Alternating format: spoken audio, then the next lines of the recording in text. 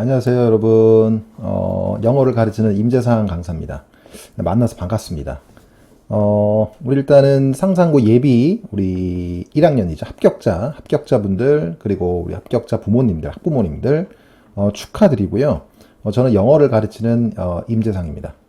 우리가 그 온라인으로 이렇게 설명회를 진행을 해야 되는 상황이기 때문에 개인적으로 참 아쉽지만, 그래도 이 온라인 상에서 우리 학생들과 학부모님들이 필요한 정보들을 최대한 쉽고 간략하게 그리고 최대한 의미 있게 그렇게 전달을 해드리도록 제가 노력을 할 거고요. 일단 제 소개를 먼저 드리겠습니다. 이렇게 이제 그 채팅창을 띄워놓고요. 저는 임재상이고요. 영어를 가르치고 있습니다. 서울대 영문과를 졸업을 했고요. 저는 보통 이렇게 뭐 졸업 증서 이렇게 공개를 합니다. 위 사람은 영문과를 가르치고 경영학 부전공을 이래저래 해서 소정의 과정을 이수하고 어쩌고저쩌고 이를 인정함. 보통 이게 석사를 해놓고 학사인 것처럼 사기를 치는 거죠. 이런 분들이 좀 많기 때문에 저는 보통 이렇게 공개를 하고 합니다. 요거 좀 조심하셔야 돼요. 나중에 이제 볼 때도 물론 학력을 애초에 쓰지 않으면 상관이 없는데 자꾸 자기가 무슨 학교를 나왔다고 어필을 하는데 까보니까는 뭐 석사야. 아마 석사라고 하면 상관이 없습니다만. 혹은 자기가 부전공, 복수전공인데 자꾸 그 전공이래. 그러니까 그 전공이 주전공인 뉘앙스를 풍기면은 약간 거르시면 됩니다. 문제가 있다는 거죠. 자신이 없다는 거니까 자꾸 거짓말을 하는 겁니다. 자, 그리고 그러니까 여러분들 선배죠. 여러분들 선배. 그러니까 올해 1학년 기준으로 2학기 중간고사 때와 2학기 기말고사 때 퍼포먼스를 말씀을 드리면 그 중간고사 때 만점자가 2명이었습니다. 만점 맞기가 쉽지 않은 학교입니다. 희한하게 상산고가 우리 이과 중심 학교잖아요. 그런데 수학이 생각보다 물론 제가 영어 선생이라지만 가끔 이렇게 문제를 보거든요. 수학이 생각보다는 그렇게 어렵지 않다. 오히려 영어가 더 어려워요.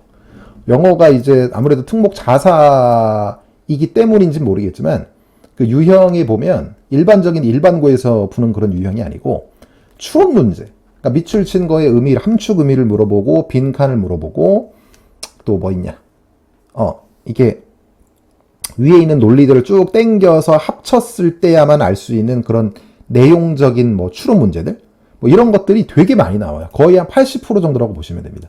어법이나 암기 형태의 문제들이 많지 않아요. 거의 없다고 보시면 되고요. 나머지는 진짜 생추론이라고 보시면 됩니다.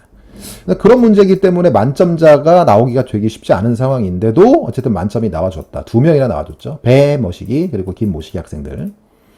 자, 그 다음에 요번 2학기 기말고사 때 가장 최근 시험이죠. 요 기말고사 때는 중간고사 때보다 조금 난이도 자체가 어려웠습니다. 그렇다고 확 어려운 건 아니고요. 한 30% 정도 어려웠다고 보시면 되는데 왜 그러냐면 이 중간고사 때는 추론 문제 비중이 막 85% 이까지는 안 갔거든요. 그러니까 추론 문제 비중이 60% 70% 정도밖에 안 됐는데 요번에 기말고사 때는 10%가 더 늘어났어요.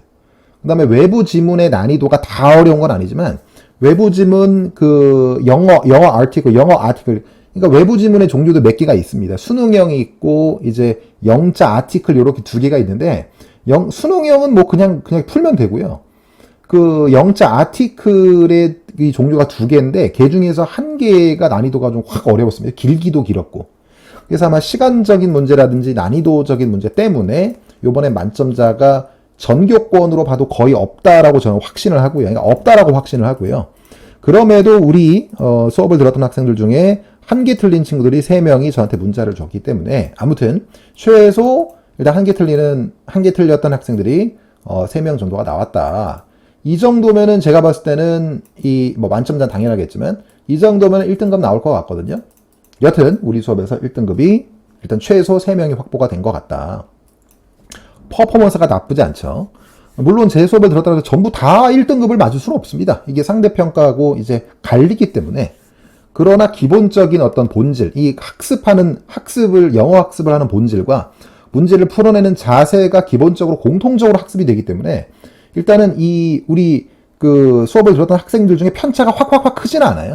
편차가 클 수가 없습니다. 같은 걸 가지고 같이 공부를 하고 같이 훈련을 하기 때문에 편차가 절대 클 수가 없습니다. 자, 여튼 뭐 그렇습니다. 이 정도 퍼포먼스가 나왔다 이렇게 보시면 되고요. 그 적중 현황을 말씀을 드리는데, 그 어머님들 그리고 우리 학생들이 그 조심해야 될 건 적중률의 함정에 좀 속지 말라. 함정에 속지 마세요. 속지 마세요. 왜냐면 이번 요 2학기 기말고사 같은 경우에도 저는 그 34문제 중에 10개를 적중을 시켰습니다. 10개면은 퍼센티지로 따지면 30%밖에 안 돼요. 30%밖에 안 돼요. 자, 그러면 나머지 70%는 적중이 안 된다든지 적중이 될 수가 없어요. 어떻게 적중을 시킵니까? 우리가 학교 선생의 머리에 들어가서 뭐 다 하나하나 막 100% 할 수가 없잖아요. 그렇게 만약에 막 한 과반수 이상의 적중이 된다면 이거는 범죄의 확률이 매우 높습니다. 자, 그래서 정상적인 상황이라고 가정을 했을 때 거의 70%는 사실 적중이 안 돼요. 그러면 우리는 적중을 시키는, 물론 30% 정도는 적중을 시켜줘야 되지만 그게 아닌 문제에 대해서도 우리 학생들이 적중이 안 돼도 우리가 그동안 훈련했던 훈련법을 가지고 뭐 외부 지문이 나오든 아니면은 내부 지문 중에서 좀 어려운 문제가 나오든 학생들한테 풀 수 있는 능력을 함양시켜줘야 되는 수업을 골라야 되는데, 자, 그 수업이 어떤 식으로 우리가 골라야 되는지, 그런 우리 상산 학생들한테 필요한 그 교육 서비스를 어떤 식으로 제공을 해주는 그런 게 맞는 건지를 이제 제가 본격적으로 가면서 설명을 해드릴 거예요. 자, 그 적중 문제가 뭐 이렇게 있어요. 이게 화면을 조금 작게 해서 소개를 해드리면, 이렇게 10개가 적중이 됐는데 이 중에서 2개 정도가 제가 보여드리려고 이렇게 그 캡처를 좀 떠왔거든요. 가볍게 체크를 해드리고 우리 본격적으로 우리 상산 영어에 대해서 제가 설명을 좀 해드리겠습니다. 자, 일단은 이 부분인데, 이게 우리 제 거 설명회 자료 중에 9페이지를 보시면은 요 항목이 나와 있거든요. 9페이지, 10페이지 이렇게. 9페이지, 10페이지 이렇게. 자, 9페이지를 보면 요번 이제 기말고사 기출 문제죠. 그리고 요게 오른쪽에 있는 부분이 저와 함께 수업을 했던 그 컨텐츠가 이렇게 오른쪽에 나와 있습니다. 자, 요 왼쪽에 보면 요게 실제 기출 문제인데 추론 문제죠. 추론 문제. 아까 제가 추론 문제는 85%, 요번 기말고사 기준으로 85%가 추론으로 나왔다. 많이 나왔죠. 자, 이 추론 문제 중에 선택지가 일단 5번이 정답이었거든요. 이게 옳지 않은 걸 고르는 건데, 5번에 보니까 핵심이 뭐냐면 attract people of all age, 모든 나이의 사람들을 공략을 할 수 있다, 뭐 이런 겁니다. 모든 나이대를 전부 다 사로잡을 수가 있대. 자, 근데 우리가 수업할 때, 왜 이게 안 움직이지? 자, 수업할 때, 자, 수업할 때 제가 이 부분을 강조를 했어요. 그러니까 이 피처들이 unappealing하게 보일 수도 있어. 네가 만약에 40대라면, 그러니까 40대한테는 안 먹힌다. 정리를 하면 각 시장마다, 각 타겟 마켓마다 서로 다른 식의 전략을 써야 된다. 분명히 제가 써놨죠. 요게 표현만 이렇게 객관식으로 출제가 됐을 뿐 본질은 똑같습니다. 이해됐죠? 자, 이런 걸 적중이라고 합니다. 이런 걸 적중이라고 합니다. 자, 하나가 그대로 나왔고요. 그 다음에 뒤에 10페이지에 나와 있는 거, 윗글의 요지, 요거는 한 문단이 있으면 요 한 문단에 대해서 주제를 정리할 수 있느냐, 핵심을 제대로 정리를 하고 있느냐, 요걸 물어보는 거거든요. 자, 보니까 요게 제 수업 내용인데, 이게 오른쪽에 있는 게, 여기 보면 제가 써놨죠. 이게 보면 소매, 그러니까 오프라인 매장이죠. 오프라인 매장에서 넘어가라. 오프라인 매장 환경에서 넘어가라. 이상. 그러니까 오프라인에서 넘어가면은 보통 포장, 배달 뭐 이런 거를 가리키는 거거든요. 제가 써놨죠. 이 부분에 대한 내용이 이거다. 써놨죠. 자, 이게 그대로 출제가 됐습니다. 위 문단의 요지로 적정. 이게 정답이 2번이거든요. 2번에 뭐냐면 너는 멀티센서리 익스피리언스를 단지, 그렇죠? 스토어에서 뿐만 아니라 또한 니의 공간이니까 여기서 니의 공간은 뭐겠어요? 당연히 너의 집. 그렇죠? 네가 집이 아닌 다른 공간, 네가 오프라인 매장이 아닌 다른 공간에서도 그 경험들을 활용할 수 있어야 돼. 이게 여러분들 제가 얘기했던 소매 환경 이상, 이거랑 똑같은 말이죠. 이것도 이렇게 적중이 됐죠. 이런 식으로 빡 적중이 됐죠. 자, 이런 식으로 적중이 10개가 됐습니다. 10개. 10개. 많아 보이죠? 근데 제가 적중의 함정에 넘어가지 말라고 말씀드렸습니다. 34개 중에 10개면은 30%밖에 안 됩니다. 그죠? 30%밖에 안 됩니다. 나머지 70%를 어떻게 대비할 것이냐, 이거를 대비할 수 있는 방법을 알려주느냐, 이걸 대비할 수 있는 훈련법을 제대로 제공하느냐, 이게 핵심이라고 제가 말씀을 다시 한번 드리고요. 이제 본격적으로 설명의 내용을 진행을 좀 해보도록 하겠습니다. 자, 이제 본격적으로 설명의 내용을 말씀을 드릴 건데, 일단은 크게 세 꼭지입니다.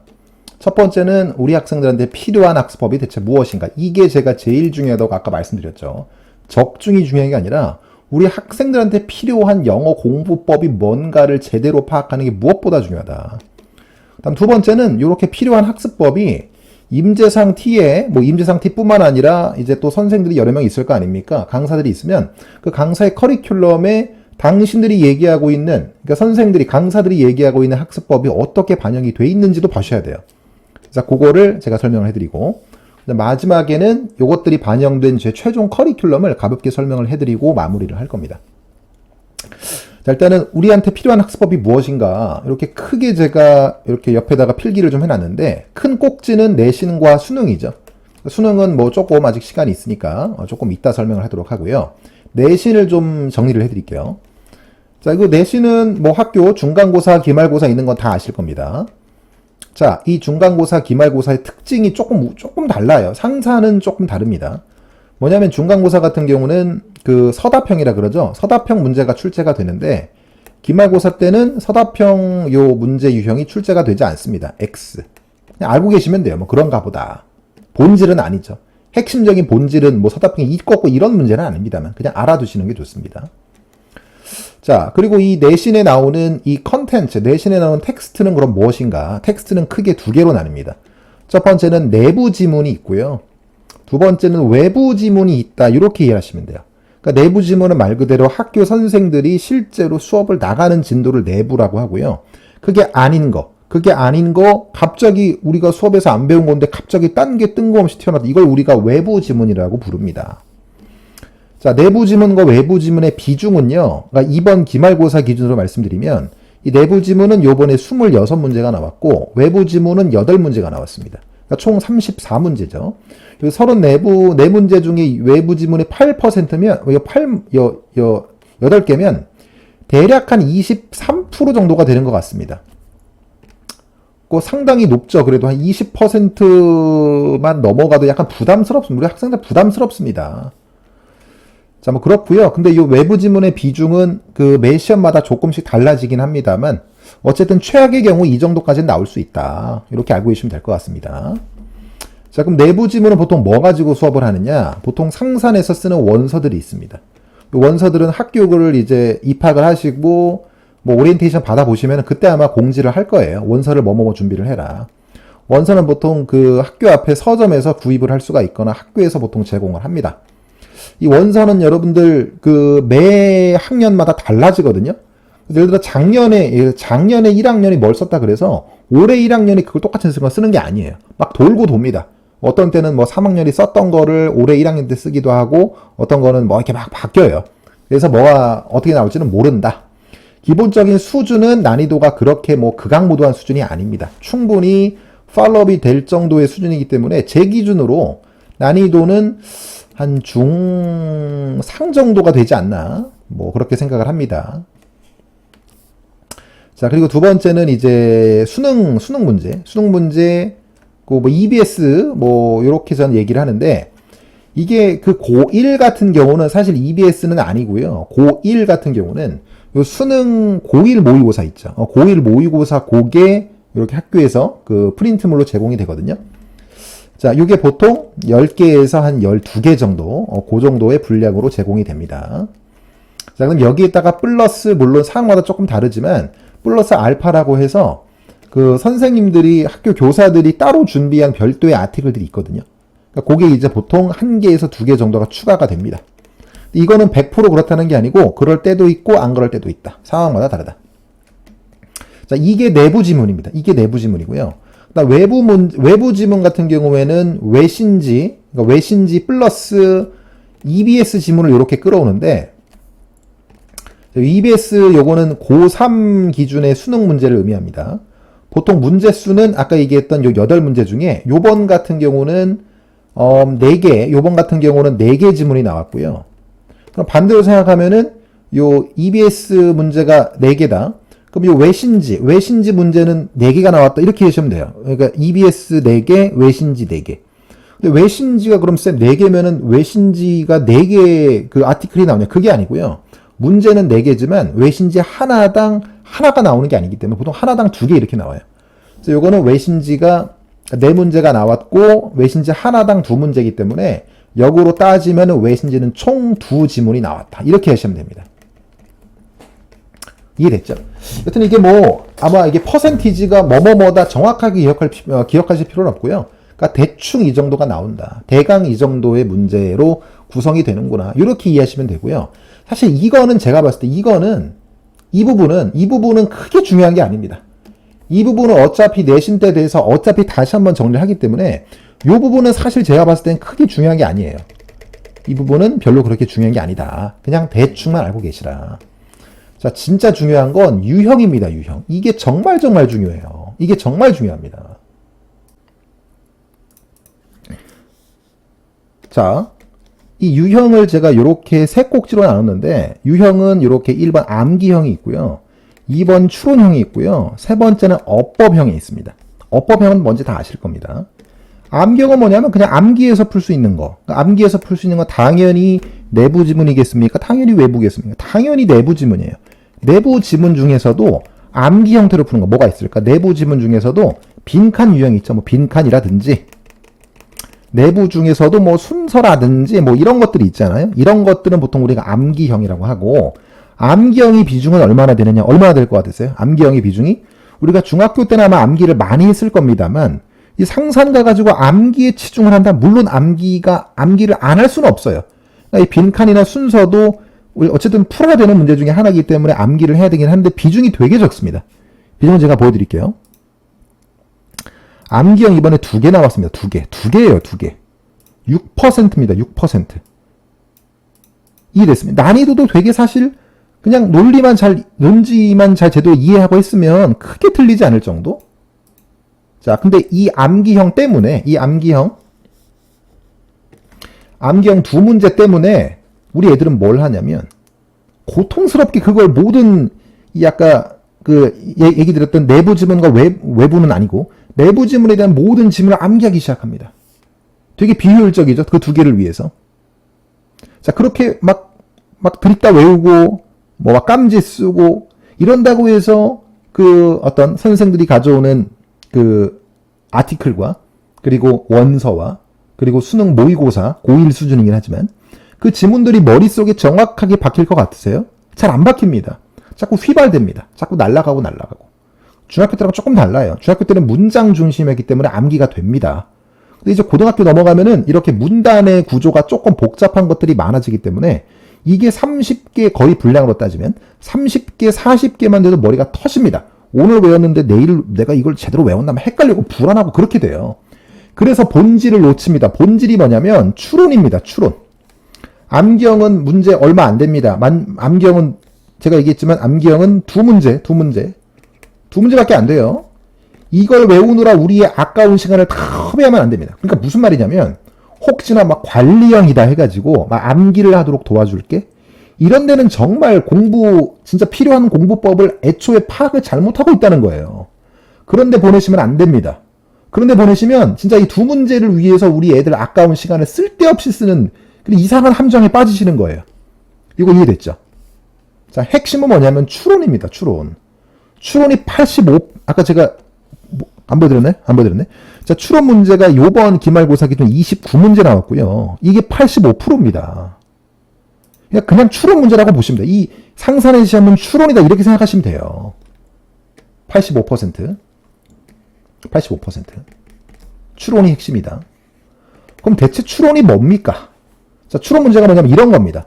이게 쭉 이제 지문이 있잖아요. 이렇게 지문이 있으면 다음 글을 읽고 윗글의 내용을 제대로 이해한 것은 이런 것들 있죠. 그러니까 우리가 이해한 게 그 대놓고 이게 문장을 딱 보고 오케이 이 문장을 가지고 이렇게 제대로 이 문장을 가지고 이렇게 그냥 그대로 써놓은 게 선택지로 이렇게 구성될 수도 있겠죠. 그건 조금 약간 난이도가 쉬운 거겠죠. 근데 그게 아니라 좀 키울까요? 이것만 보는 게 아니라 위에 있는 논리들을 쭉 따라와야 돼. 쭉 따라와가지고 보니까 아하 이게 요렇게 이어지네.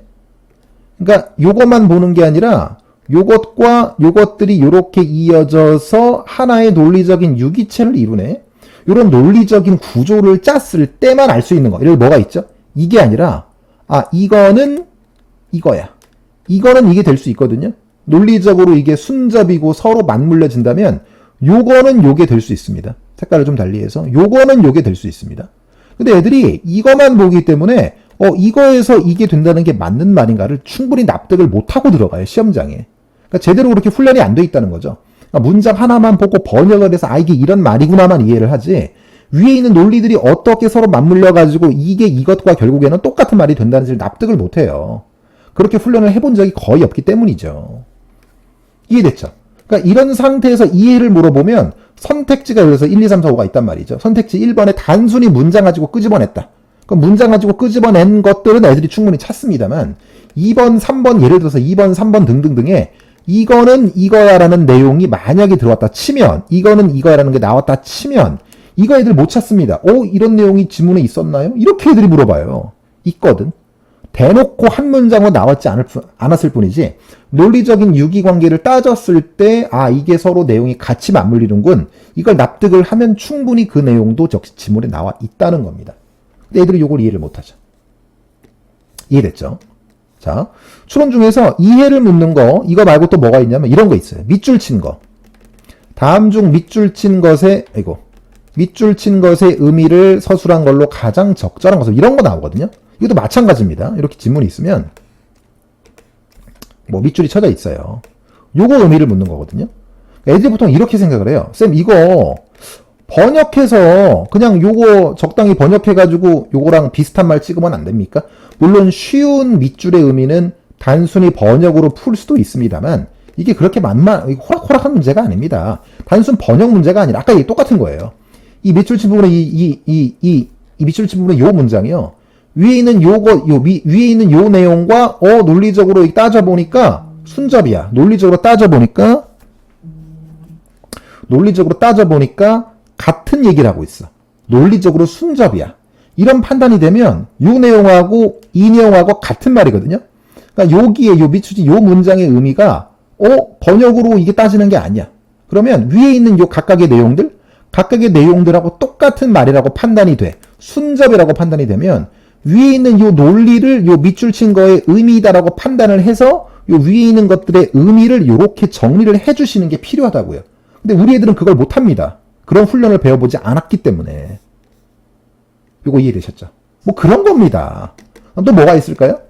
자, 빈칸 추론도 일종의 추론인데 주제 추론도 일종의 추론인데 이건 뭐냐면 아까 빈칸 추론은 이 내부 지문에 대한 빈칸은 사실 암기가 맞고요. 이 빈칸 추론 중에서 외부 지문에 대한 빈칸 추론은 추론 문제가 맞습니다. 자, 우리가 빈칸도 어떻게 풀어요? 빈칸이 이렇게 있으면 이것도 한번 제가 그려볼게요. 빈칸이 있으면 이 빈칸이 있잖아요. 그러니까 1, 2, 3, 4, 5 선지가 이렇게 있잖아요. 그러면 이걸 다 대입을 해봐. 대입을 해보고 또 뭐 합니까? 번역적으로 가장 자연스러운 게 뭔지만 따집니다. 이게 번역적으로 괜찮아. 그럼 막 찍어요. 그걸 답으로. 그게 안 될 확률이 훨씬 높습니다. 그럼 빈칸을 어떻게 풀어야 돼요? 논리가 쭉 있잖아요. 위에 이게 논리가 있잖아요. 읽어보니까 위에 있는 논리들이 각각 순접이네. 그러니까 서로 같은 말을 하네. 같은 말을 하네. 그 다음 빈칸이야. 그럼 빈칸에 들어갈 말은요. 위에 있는 요 같은 말을 하네. 요 순접에 관계에 있는 내용들이 탁탁 꽂히면 됩니다. 이게 꽂혀도 되고요. 이게 꽂혀도 되고요. 이게 꽂혀도 됩니다. 정답 후보는 여러 개가 될 수 있지만 어쨌든 각 위에 있는 것들이 순접 관계라면 이 순접 관계라는 것들이 파악이 되면 위에 있는 것들은 전부 다 빈칸의 정답이 된다. 이런 식으로 해서 꽂아줘야지 번역을 해서 푸는 게 아니란 말입니다. 이해되셨죠? 자, 그럼 잘 보세요. 이 추론 문제에 대해서 제가 지금 뭘 얘기하죠? 이해를 묻든 밑줄을 묻든 빈칸을 묻든 등등등을 묻든 그럼 우리는 이 추론 문제를 풀기 위해서 뭘 알아야 되죠? 아까 제가 요것들, 요 그림을 제가 왜 그렸을까요? 우리한테 필요한 건 바로 뭐다? 각각의 문단이 있으면 각각의 문단의 논리적인 유기적 흐름을 제대로 파악할 수 있느냐 없느냐를 따지는 게 추론 문제를 풀 수 있는 해결책이다. 제가 이걸 말씀을 드리려고 그림을 그린 거예요. 정리 한번 할까요? 다시 한번 정리할게요. 자, 지우고 하겠습니다. 자, 결국 추론 문제를 풀기 위한 핵심은 뭐라고요? 문단의 유기적인 흐름을 파악할 수 있는 능력. 이건 결국 뭘 따지는 거다? 글의 순접이냐, 문장들이 순접이냐, 아니면 역접이냐. 역접은 보통 이 위에 있는 논지를 반박하는 거거든요. 순접이냐, 역접이냐만 가지고 글의 유기적 흐름을 따질 수 아는 능력. 이걸 저는 도식을 짜는 능력, 이렇게 부르고요. 이 유기적으로 도식을 짜는 능력이 추론 문제를 풀기 위한 가장 중요한 방식이다? 가장 중요한 천병이다. 저는 보통 이렇게 얘기를 합니다. 그럼 우리 학생들과 우리 학부모님들 머릿속에는요, 결국 상산의 핵심은 추론이기 때문에 추론 문제를 제대로 풀기 위해서는 우리가 뭘 훈련해야 된다? 문단의 구조를 유기적으로 짤 수 있는, 즉 도식을 제대로 짤 수 있는 훈련을 시켜야 되겠구나. 이것만 머릿속에 딱 남으면 제대로 이해하신 겁니다. 이거 이해되셨죠? 오케이. 그럼 다 이해가 된 거예요. 자, 우리 아까 전에 암기 문제로 다시 한번 돌아가 볼까요? 자, 암기 문제 몇 개 나온다고요? 암기형 문제? 많아봤자 2-3개입니다. 그죠? 자, 암기형 문제도 아까 제가 우리 학생들이 하는 그 악습, 학생들이 그동안 해왔던 악습을 제가 설명해드렸지만 깜지 쓰고 그냥 눈으로 외우고 이거 제가 효율 없다 그랬어요. 가뜩이나 문제 수가 적습니다. 그쵸? 그러면 잘 한번 생각해보세요. 제가 추론의 핵심은 유기적 구성을 따질 수 있는 도식을, 유기적인 흐름을 파악할 수 있는 도식을 짜는 것이다. 여러분, 도식이 뭐예요? 결국에는 문단의 흐름을 그림으로 따져보는 거거든요. 다시 한번 생각해보세요. 그럼 도식으로 이렇게 그림을 그려내면 이 그림을 가지고 역시 뭐도 할 수 있겠어요?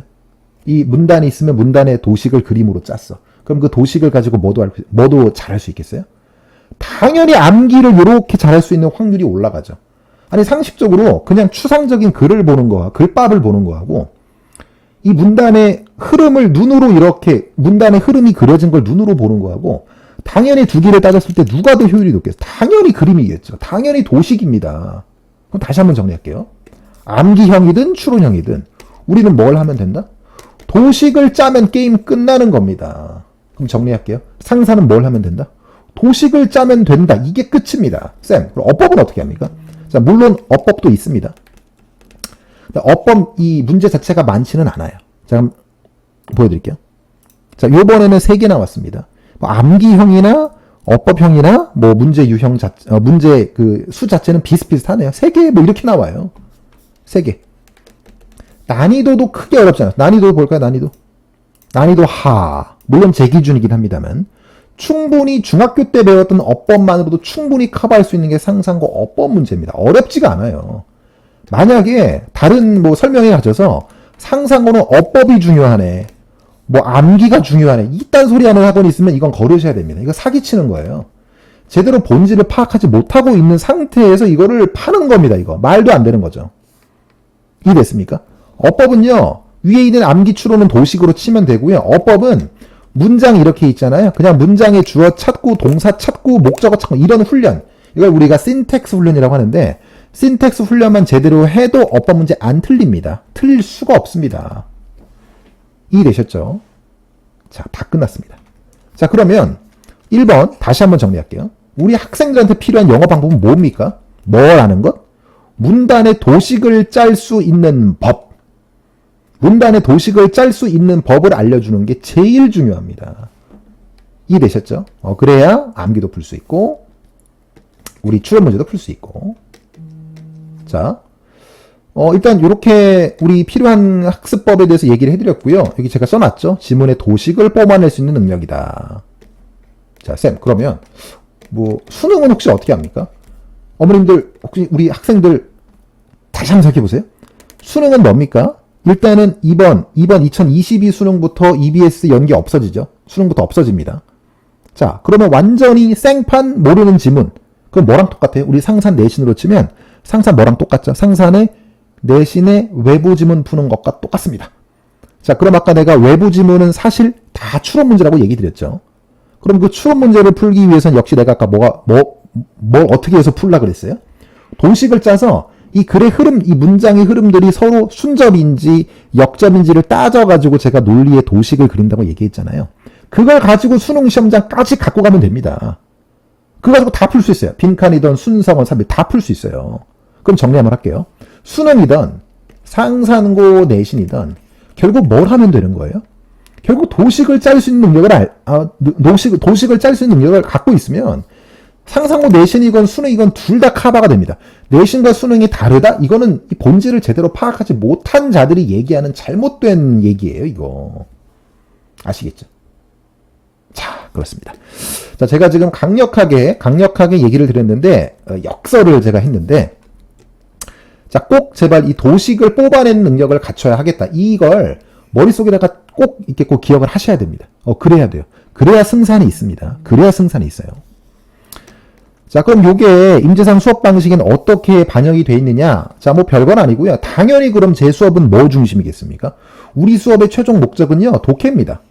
독해는 문단의 도식을 짜는 거, 문단의 도식을 이해하는 방식을 집중적으로 훈련시키는 게 제 수업의 목적입니다. 쌤, 그런데요, 나는 어법이 너무 약해서 도식이고 뭐고 문장의 구조를 몰라서 애초에 무슨 말인지 모르겠어요. 자, 그럴 수도 있어요.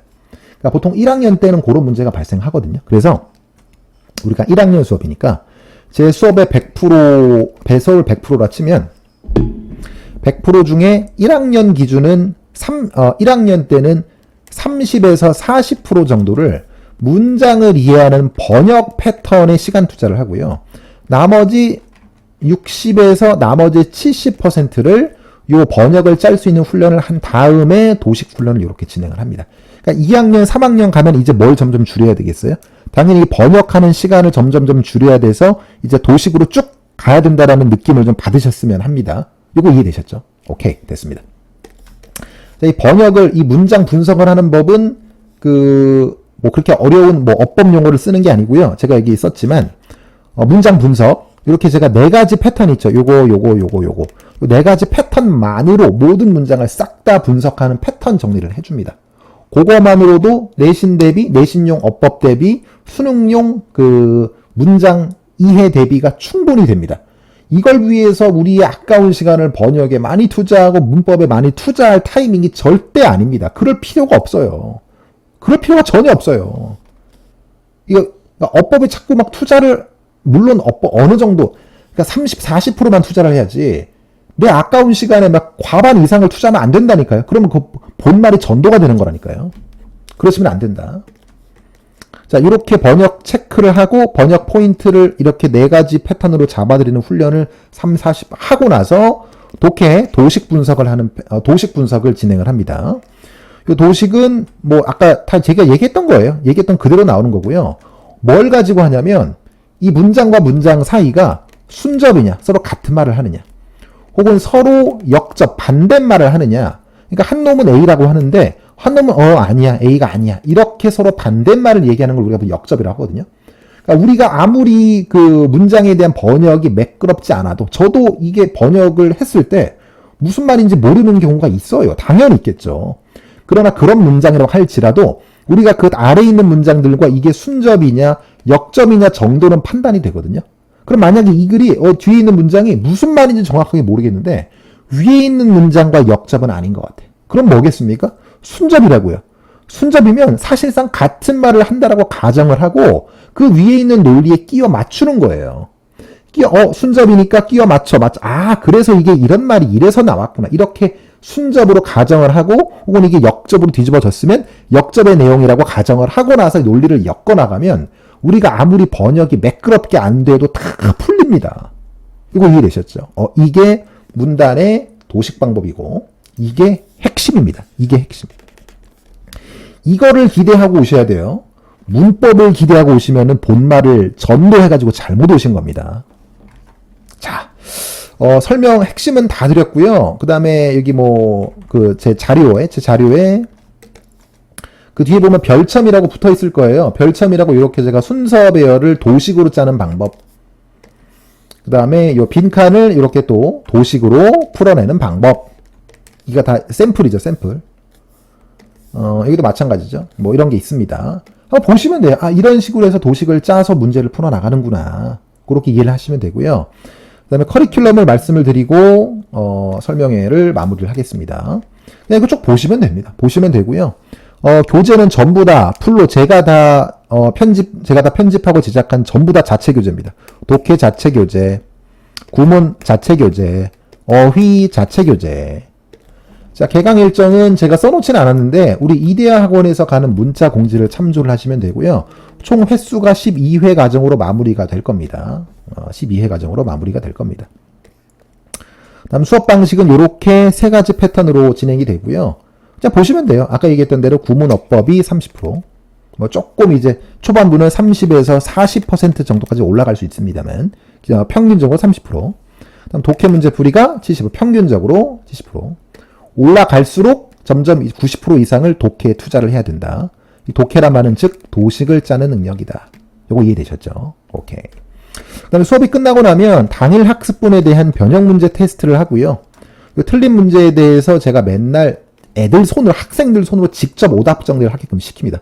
그걸 가지고 제가 검토를 합니다. 그러니까 애들 끝날 때 저한테 갖고 오면 이게 제대로 오답 정리했는지 안 했는지가 딱 나오거든요.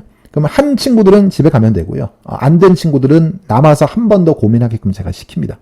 그게 관리입니다. 뭐 무슨 뭐 이렇게 남겨가지고 암기시키고 과제, 이게 관리가 아니에요. 내가 오늘 학습한 거를 문제로 이렇게 풀었을 때 그거를 제대로 납득이 됐는지를 본인이 이해했는지, 그거를 체크했는지가 관리지, 암기시킨다고 이건 그냥 겉으로 하는 신용이, 이게 관리가 아닙니다. 이제 고등어로, 특히 상상고라는 명문고에 갔기 때문에 관리에 대한 진정한 의미를 아셔야 돼요. 아시겠죠? 네, 됐습니다. 그 다음에 과제는요, 이렇게 보통 우리가 한 타임당 300개 정도 어휘를 제가 외워오라고 과제를 내거든요. 그래서 총 우리가 12번이기 때문에 3,600개인데, 물리적으로 따지면, 근데 중간에 이제 100% 300개가 아니라 뭐 중간에 뭐 280개도 있고 뭐 그래요. 그래서 총 3,000개의 어휘를 우리가 외우게 될 것이다. 그다음 과제는 우리가 매주 해올 과제장이 있는데 이 과제 하나당 한 주 위클리 과제당 독해 문제가 28개씩 포함이 돼 있고 28개 수준은 고3 수준. 왜요? 우리 아까 외부 지문 얘기 드렸죠? 외부 지문은 고1 수준이 아니라 고3 지문이 들어옵니다. 고3 EBS 지문이 들어오기 때문에 고3 수준의 이런 내용들을 과제로 제가 드리고 당연히 우리 수업도 고3 수준으로 그렇게 진행을 하겠죠. 자, 일단은 이렇게 제가 드릴 말씀은 다 드렸고요. 어쨌든 그 제가 드린 말씀을 까먹으셔도 좋아요. 단 하나만 기억하세요. 뭐만? 우리 애들한테 필요한 건 도식을 짜는 능력이다. 이것만 꼭 기억을 하시고 이렇게 수업을 이렇게 훈련을 하는 게 진짜 필요하다. 이거를 납득을 하시고 수업을 선택을 해주시면 될 것 같습니다. 일단은 우리 수업 때 다시 만나 뵀으면 좋겠고요. 만나 뵈고 나서 제가 이렇게 오리엔테이션 문자 다시 한번 드릴게요. 일단 이렇게 오늘 설명회는 마무리하도록 하겠습니다. 여러분 감사합니다. 다음에 뵐게요.